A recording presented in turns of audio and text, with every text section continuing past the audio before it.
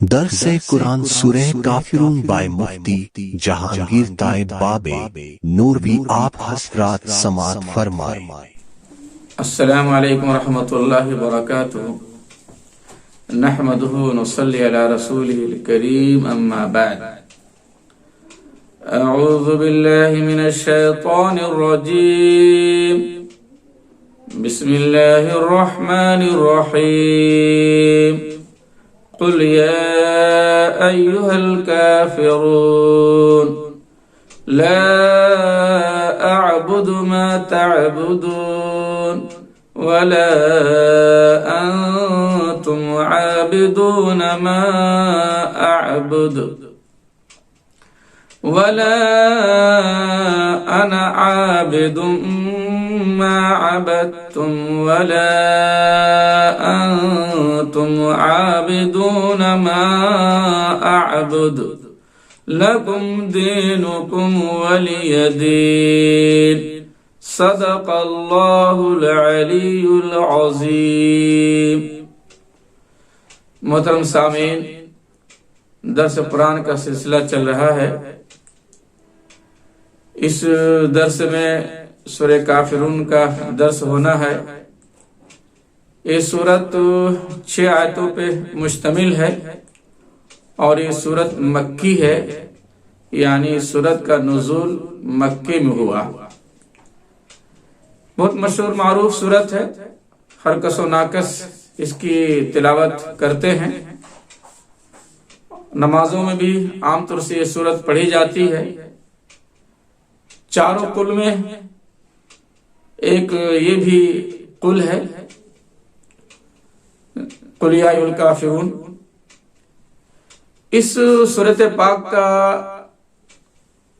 جو باعث نزول ہے، شان نزول ہے، وہ یہ ہے کہ کفار مکہ اور قریش مکہ جو ہے باہم اتفاق ہو کر دربار رسالت میں آئے اور عرض گزار ہوئے کہ یا محمد صلی اللہ علیہ وسلم، ایسا کیا جائے کہ 1 سال ہم لوگ آپ کے معبود کی پوجا کر لیں اور 1 سال جو ہے ہمارے معبود کی پرستش آپ کر لیں۔ تو اس طرح ہم آپ کے معبود سے مستفیض ہو لیں گے اور ہمارے معبود سے آپ استفادہ کر لیں گے۔ ایک تو یہ فائدہ ہوگا۔ دوسرا فائدہ ہوگا کہ جو باہم جو تکرار اور تناؤ کا ماحول بنا رہتا ہے، کم سے کم یہ ماحول ختم ہو جائے گا، باہم اتفاق ہو جائے گا، باہم صلح ہو جائے گی۔ گویا کہ قریش مکہ اور کفار مکہ جو ہے آپ کو شرک کی دعوت دینے کے لیے آئے، جو بالکل ہی ناممکن، اور یہ دعوت گویا کہ شرک پر مبنی تھی، جو آپ کے لیے بالکل محال تھا۔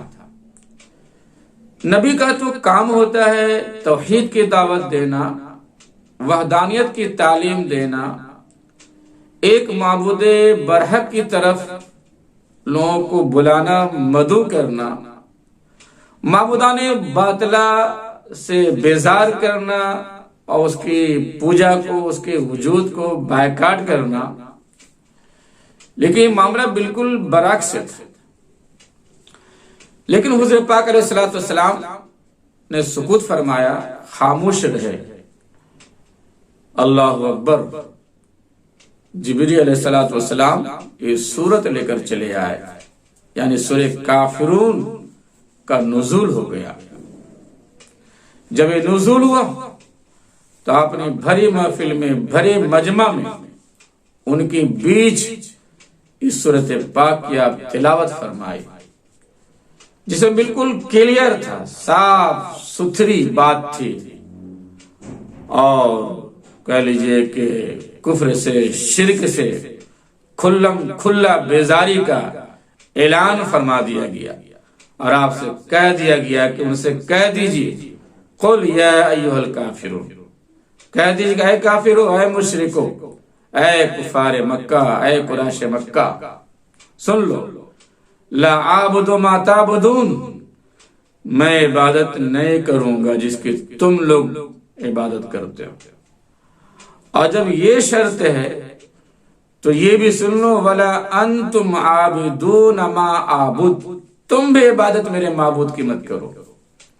اس شرط پر ہم کو تمہاری بھی عبادت درکار نہیں ہے، ولا انتم عابدون ما اعبد۔ پھر آپ نے تاکیداً دوبارہ فرمایا، جی یہ جو تکرار ہے تاکید پہ مبنی، کیا فرمایا؟ یہ فرمایا ولا انا عابد ما عبدتم، میں عبادت نہیں کرنے والا ہوں، نہ حال میں نہ استقبال میں، نہ میں نہ آنے والی میری امت اس شرط پر، جی ولا انا عابد ما عبدتم ولا انتم عابدون ما عبد، اور تم بھی میرے معبودوں کی عبادت نہ کرو، نہ حال میں کرو نہ استقبال میں کرو، نہیں ضرورت ہے تمہاری عبادت کی۔ اللہ اکبر اللہ اکبر، لکم دینکم ولی دین، تمہارا دین تمہارے لیے اور میرا دین میرے لیے۔ تمہارا دین میرے لیے نہیں ہو سکتا ہے، میرا دین تو تمہارے لیے ہو سکتا تھا، لیکن تم نے ایسی شرط رکھ دی ہے کہ میرا دین بھی تمہارے لیے ناممکن ہے۔ تمہاری گویا کہ جو تو عبادت ہے، جو اس کا جو رنگ ڈھنگ ہے، وہ عبادت نہیں ہے، وہ ایک طرح کا گویا کہ شرک ہے، اور نبی کے شان نہیں ہے کہ وہ شرک کرے۔ پورے طور پہ اس میں بیزاری برتی گئی، اب معبودان باطل کی گویا کہ بے کنی کی گئی، اور ہمیشہ کے لیے ان کا قلع قمع کر دیا گیا۔ میرے محترم بزرگ دوستو، یہ تو ٹھیک ہے براہ راست قریش مکہ سے خطاب ہے، کفار مکہ سے خطاب ہے، اور ان کے معبودان باطلہ کی پرستش سے بیزاری کا اعلان ہے، لیکن یہ رہتی دنیا تک کے لیے، قیامت کی صبح تک کے لیے کسی غیر اللہ کی عبادت جائز ہی نہیں، حرام ہے، حرام ہے۔ کوئی ایمان والا، کوئی اللہ والا غیر اللہ کی پرستش نہیں کر سکتا ہے۔ اور اس میں ایک بات اور یاد رکھیے، اللہ تعالیٰ کی ذات صمد ہے، وہ کسی کی عبادت کا محتاج بھی نہیں ہے۔ عبادت کرنے والا اپنی عبادت کا محتاج ہے، پرستش کرنے والا اپنی پرستش کا خود محتاج ہے۔ اللہ کی ذات صمد ہے، اس میں اللہ کا زبردست استغنا پن کا اعلان ہو رہا ہے۔ اللہ کی ذات کتنی بڑی گویا کہ مستغنی ہے، اللہ کی ذات میں کس طرح استغنا ہے، یہ سورج جو ہے وہ اعلان کرتی ہے، بتاتی ہے۔ اس لیے سورج جو ہے وہ زبردست سورت ہے، اور یہ سورت پڑھنے بعد واقعی یہ مومن کا اور ایمان بڑھاتا ہے، اور توحید پہ جماتا ہے، اور کفر سے شرک سے نفرت دلاتا ہے۔ یہ سورت جو ہے اس کی تلاوت آدمی کرے، حضور پاک علیہ الصلوۃ والسلام سے ثابت ہے، مسلم شریف کی روایت میں ہے، جابر رضی اللہ تعالیٰ عنہ اس کی فضیلت میں فرماتے ہیں کہ آپ جو ہے طواف فرماتے مقام ابراہیم پہ، جو آپ 2 رکعت نفل پڑھتے، جو پہلی رکعت میں سورہ کافرون کی تلاوت کرتے اور دوسری رکعت میں سورہ اخلاص کی تلاوت کرتے۔ اللہ اکبر۔ ابو ہریرہ رضی اللہ تعالیٰ فرماتے ہیں کہ فجر کی نماز میں آپ کا یہ معمول تھا، عام طور سے معمول تھا کہ پہلی رکعت میں سورہ کافرون کی تلاوت فرماتے اور دوسری رکعت میں سورہ اخلاص کی تلاوت فرماتے۔ عبداللہ بن عمر رضی اللہ تعالیٰ یہاں تک کہ فرماتے ہیں کہ فجر کی سنت میں بھی یہ معمول تھا، اور مغرب کی فرض کے بعد جو 2 رکعت سنت ہے اس میں بھی معمول یہ تھا کہ پہلی رکعت میں سورہ کافرون کی تلاوت فرماتے اور دوسری رکعت میں سورہ اخلاص کی تلاوت فرماتے۔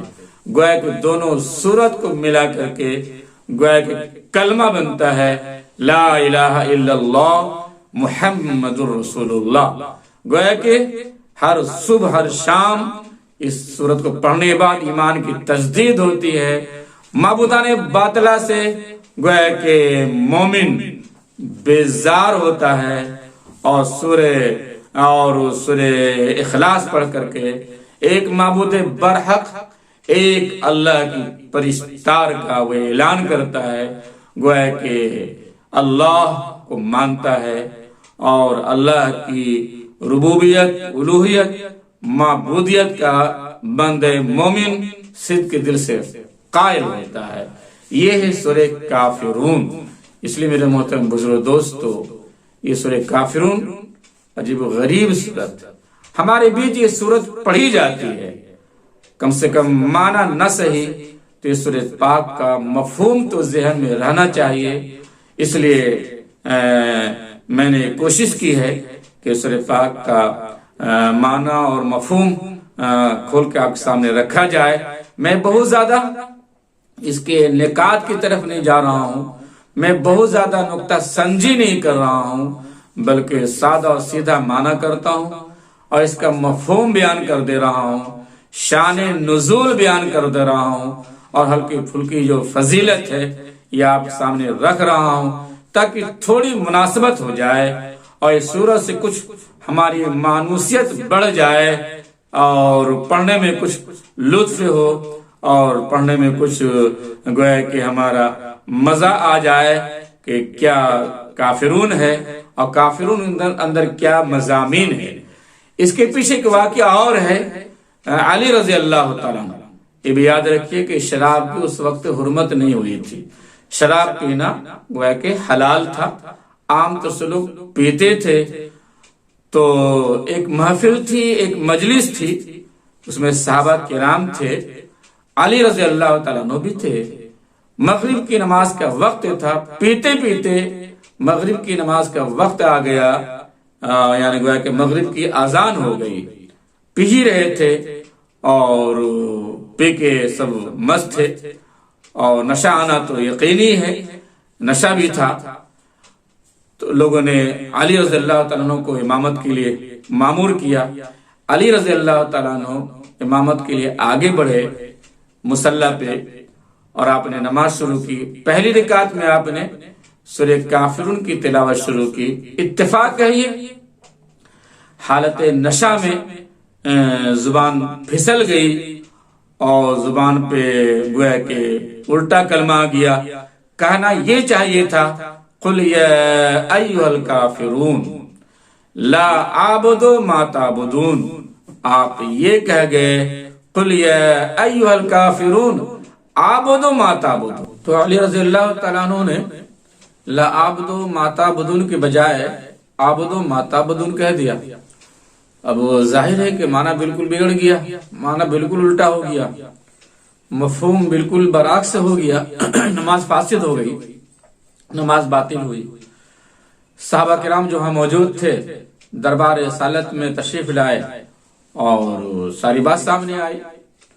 اس کے بعد جو آیت پاک کا نزول ہوا شراب کی گویا کہ قباحت کے سلسلے میں اور شراب کی خرابی سے متعلق جو ہے، اب آہستہ آہستہ قرآن کے نزول کا انداز جو ہے اب بدلنے لگا۔ دوسری آیت اتری وَلَا تَقْرَبُوا الصَّلَاةَ وَأَنْتُمْ سُكَارَىٰ، اے ایمان والو حالت نشہ میں نماز قریب مت جاؤ، نماز کے قریب مت جاؤ۔ بڑے بڑے صحابہ کرام جو اولو العزم صحابہ تھے، عظیم صحابہ، کبار صحابہ، عظام صحابہ تھے، وہ قرآن کے اسلوب سے سمجھ گئے، انداز نزول سے سمجھ گئے کہ اب ہمیشہ کے لیے شراب حرام ہونے والی ہے۔ تو بہت سارے صحابہ کرام جو ہے اس سے آیت پاک کے نزول کے بعد جو ہے اپنے آپ کو بچا لیا، اپنے آپ کو مجتنب ہو گئے۔ پھر اس کے بعد جو ہے دوسری آیت اترتی ہے جس میں یہ بتایا جاتا ہے کہ شراب میں منافع کم ہے، مضرات زیادہ، فائدے کم ہیں، نقصان زیادہ ہے۔